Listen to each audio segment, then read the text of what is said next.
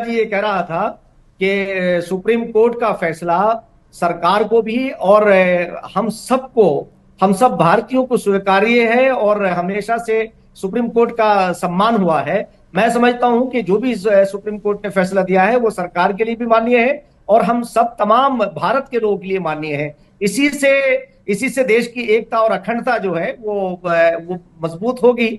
और हमें इसका ऊपर विश्वास रहना चाहिए कि सरकार भी जनहित के कार्यों को आगे बढ़ा रही है, बल्कि सरकार ने जो सबका साथ सबका विकास सबके विश्वास को हमारे माननीय प्रधानमंत्री लेके चले हैं, उनके ऊपर भी हमें पूरा विश्वास है और हमें विश्वास करना चाहिए। और हमारे उत्तराखंड राज्य कासमी के अंदर साहब, हमने बगैर किसी भेदभाव के वहां मुसलमानों के आप तो कल्याण के लिए मदरसा हमारे एजुकेशन बोर्ड के चेयरमैन हैं कार्य और कर रहे हैं। हाँ, कई मैं ऐसी समझता हूं जमीनें हैं कासमी साहब जिन पर आप लोगों को भी बड़ा संशय होगा, लेकिन सुप्रीम कोर्ट की तरफ से बहुत क्लियरली ये मेंशन कर दिया गया है कुछ एक प्रोविजंस को लेकर कि प्रैक्टिसिंग मुस्लिम 5 साल तक होना चाहिए, उस प्रावधान पर रोक लगा दी कासमी साहब।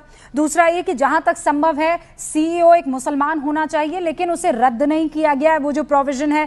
तीसरा उन्होंने ये कहा है कि जिस तरीके से यहाँ पर इन बातों को कहा जा रहा था संशोधन पे रोक लगा दी जाए, लेकिन कहा कि नहीं, बोर्ड में कुल 3 और 4 से अधिक गैर मुस्लिम नहीं हो सकते हैं। ये प्रावधान जो कोर्ट की तरफ से रखा गया और कलेक्टर अंतिम फैसला नहीं लेने वाला है। आप इस पर क्या प्रतिक्रिया देंगे?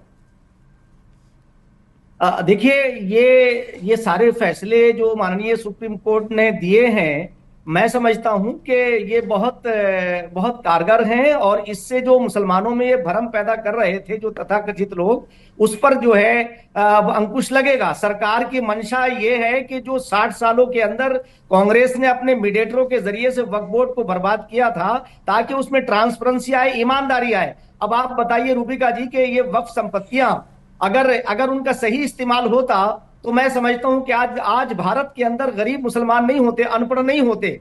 और जिस तरह से उसका मिसयूज हुआ था, तो वही सरकार की मंशा थी कि ताकि उसके अंदर ट्रांसपेरेंसी लाई जाए। ओके। और जिस तरह से उन्होंने वक्फ बोर्डों को, जो उनके चेयरमैनों को लूटने का